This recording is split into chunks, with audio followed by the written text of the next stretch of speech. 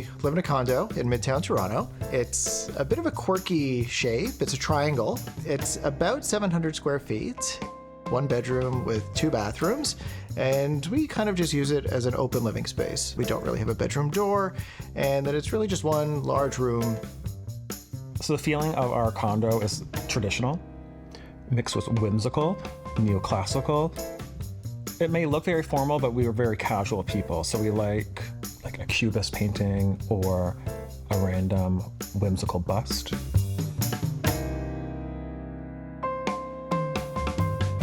So you'll notice that the condo really is painted all white, with the exception of the doors, which we've done in all black.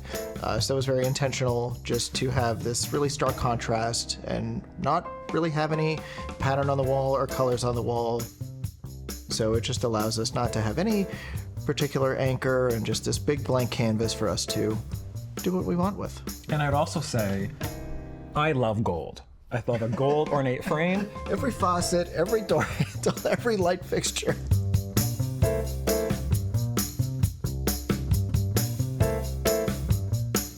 I'm Colton. And I'm Jeffrey, and we live in Midtown Toronto, and we've been in this condo now for 5 years. So I'm an interior decorator, antiques dealer. I travel all over looking for different antiques for our studio in Toronto. Really, this was like the test lab before we even got a studio, was to cram it all in here and see if it worked. So there's always a constant rotation of different pieces coming and going, which is very fun and keeps me motivated. While I have my own career, a traditional Monday to Friday, 9 to 5, I find myself very fortunate to be able to support Colton in all of this. And, in a way, I see it as a bit of a romance and a partnership. It's so nice of you to say that. Our travels have afforded us this opportunity to really collect all of this stuff. Whether that's going to be at an auction or online or an antique show or an estate sale or an antique mall in the middle of Ohio. Doesn't matter where we find ourselves, chances are we are finding an antique store. I'm searching antique stores before I'm searching our hotel.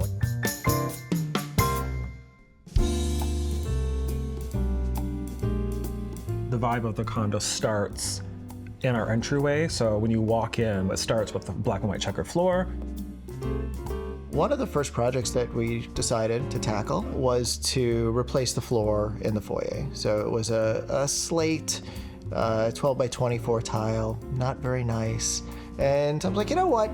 I could do this myself. Boy, that was a little more complicated than I thought. So it's a mix of Nero Marquina and Carrara marble, but finding 6x6 tiles was a bit of a challenge. Really, they only came in 12 by 12s, which didn't really fit the scale of the space. So I had to get a fabricator to cut them down into smaller squares, which was a project in itself. Found myself laying tile in the foyer with a water saw in the shower, trying to fit the little pieces and all the cuts. We painted all the doors in a high gloss black, and then we matched the gold details in the hardware. So that ties in with the unlacquered brass throughout the entire condo. Our obsession with dog paintings starts in the entryway. We have a 19th century neoclassical portrait of a woman leaning against a tree. And then we paired it with 19th century equestrian paintings down below. They're British, and after a famous painter, David Dalby, in the early 1800s. Also did all the wall trim, which gives the rest of the condo a nice finished feel.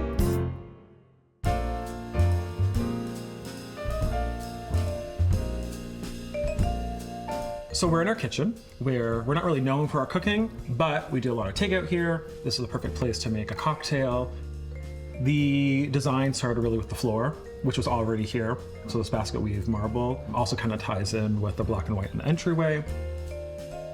We just had a white basic subway tile that was here originally, so I decided that we wanted it to be mirrored. We did the tile all the way to the top, just so that it, was a bit more continuous from the bottom. Because we don't get the most light in this space, I thought it'd be a nice reflection from the window, and there's just a nice glow, and kind of feels like a little bar in the evening. So we also took off one of the cabinet doors and swapped out the shelves to glass to make this lovely little exposed area, which we use now to showcase some of our dish and barware. We don't have a traditional dining room in here just because we're limited with the space. However, it was really important to have a place to eat dinner every night. So we have a small little marble table with these lovely tiger print chairs from the 70s. And then above it, we showcase our ever evolving art collection. Believe it or not, this was our first painting we ever bought. Ever. I saw it at a consignment store in Toronto and I just thought he was really silly. Like, what's he looking at? Not sure. They're all kind of looking away from each other in all these paintings.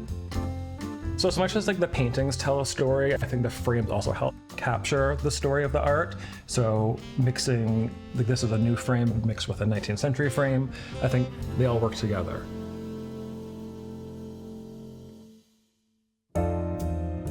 Because we weren't willing to renovate the entire powder room, my compromise was to change the hardware. So we have unlacquered brass door handles and faucet. I think unlacquered brass is timeless, and I love the way that it patinas over time, because that also tells a story. It might drive some people crazy, but you can see people's handprints on the handles, and I think that it kind of just captures like moments in time when people use these everyday things. We changed the light fixture to a really nice alabaster light fixture. I just wanted something that had character, that like could also be art in itself, which just has a really nice warm glow. And I don't think a powder room should have too much light in there. Like, it should be very muted, warm colors. Recently, I had found a beat-up copy of Verve, and this particular one was called La Comédie Humaine, which featured a series of Picasso lithographs going back to 1953. So they had all of the plates taken out of the book and then individually framed. They chose a high-gloss lacquer red frame for the series, so they're all framed in the same size, and we've kind of had them done so they're floating within the frame. I feel like bathrooms are underutilized for places to put art. So why not fill the walls with Picassos?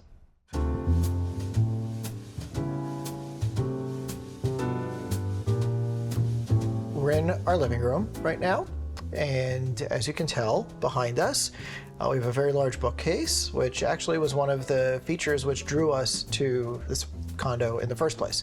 From a design standpoint, the living room is definitely the most complete. And I think it was really important to have like an architectural element that's this substantial in this room, because it would be such a long wall without having it there. And it obviously gives us a great place to showcase all of our objects and books. And we kept it painted out in the same wall color just to keep it simple, so that the objects and sculpture that are actually in the bookcase pop. So right now, these are all our current favorite things. You could come back in a couple months, it might be all different. But some of our favorite pieces is this 19th century lion painting that we got from England. He's just silly, he's resting. I think it's funny because he's above the couch lounging.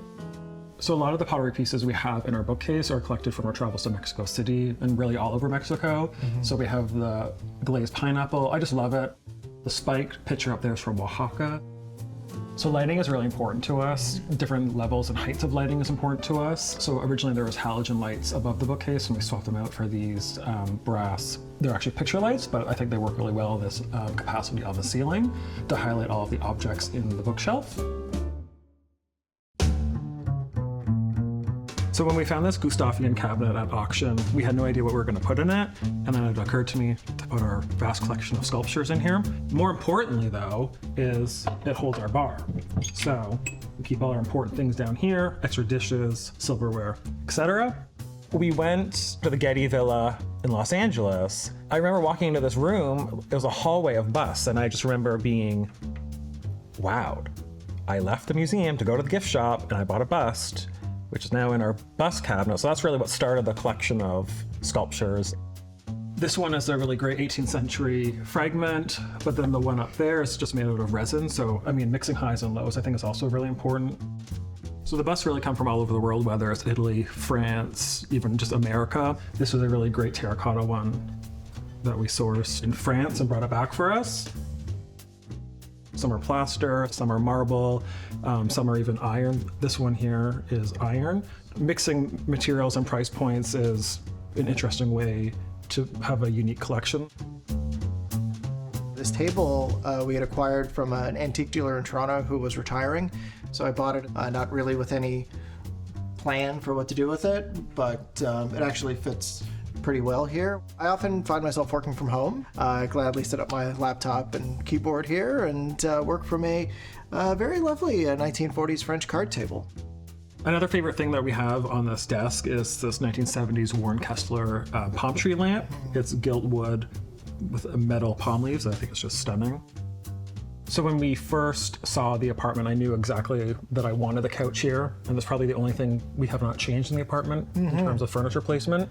But this room is really all about entertaining, and having chairs that we can move around and stools that we can move around is really important to us. And we want it to be comfortable. So like we have a chair here with the Camel drinks table. We have other cocktail tables that we bring in and out because you should always have a place to put your drink down. Critical. Texture is really important to us, whether it's the jute rug or the Scalamandre tiger print pillows.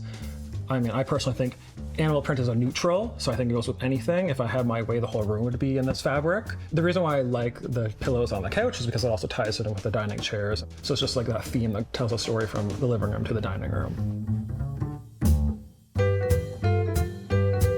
The bookcase makes the room, but I think that having this fireplace also adds to the charm and like the old world country manner that we're going for here.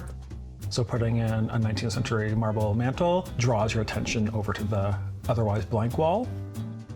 So the mantle is not quite complete yet. We're waiting to tile the inside, but in the meantime, it's a happy situation because we have run out of room for artwork. So now we leave art on the floor, which I would highly recommend. So one of our favorite Picasso prints is in the fireplace with 19th century andirons, and I think it all pairs quite nicely. The greens work with the gold. I think it layers it really well and just makes the fireplace a great focal point. This great gilt mirror that we found at auction was needed in here just to be a contrast from the white wall, and it also helps reflect the light and make the space feel a little bit bigger than it actually is. I also really love this disc thrower. It's a modern interpretation of the original, which is cast out of marble. This one is lucite. I just think it makes it a bit more modern and less serious. This is kind of like my little nook in the living room. I usually find myself in this chair, sipping on a martini. And above me are two of my favorite dog paintings. This wire hair terrier down below is English, 18th century. This was the original frame, but the frame was actually in disrepair, so we had to get it regilded. And then above, he's also a cute little terrier, and he's actually a little bit older. He's from the early 1800s. And you can almost get a feel for their personality and their quirks. So, a painting that's now almost 150 years old is, still showing this timeless subject. And it's just a dog, sitting in front of a table with his plate of food. This is another favorite corner of ours. We have this 19th century demi-lune table that we sourced in Montreal. My favorite lamp that I would save in a fire, which was a shocking eBay discovery that we paid peanuts for. So he's going with me everywhere. It's a lamp, but it's also a piece of sculpture, so it's the best of both worlds for me. And then we layered it with a modern piece like this 1970s Cubist painting. What drew me to the painting is the colors. I wouldn't naturally gravitate towards purple, and I think it just pairs really nicely as an unexpected addition to our art collection. It also houses some of our favorite estate sale finds, so this vintage 1970s Cartier table clock and this bust and a stack of books, I think just really adds to the whole vibe of the corner. So our house is a little busy with things on the walls, and our bookcase is very commanding of the space. So we wanted our bedroom to be neutral and calming. So when we go to bed, it's a place for ourselves to rest and our eyes to rest as well. So our bed itself is a cream Belgian linen. We have natural linen sheets on the bed. It's really designed to be a very comfy, cozy space. The walls are pretty bare. We don't have too much going on in there. It's not over the top in the sense that it's distracting for the eye, so it's very calming tones, creams, yellows. We have an alabaster light fixture that also kind of helps keep a very warm glow.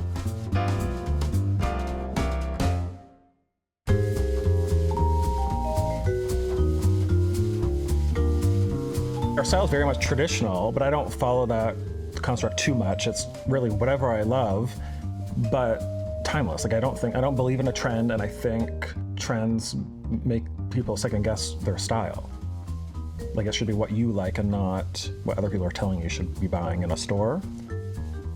I think there's almost 3 O's to collecting. We have the pieces that say "oh," and then "oh my," and "oh my God." And as we have evolved the pieces that have come through our house and our condo, we've kind of shuffled off some of those maybe pieces that we fell in love with years ago, but maybe now no longer have a place here.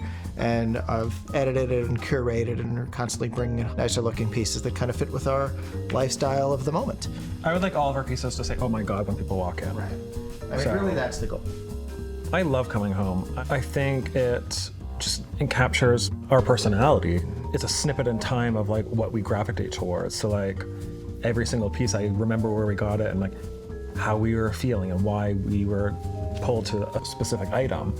So it's just nice to come home and see a collection that we've built over the last several years is rewarding. You should love the space you live in.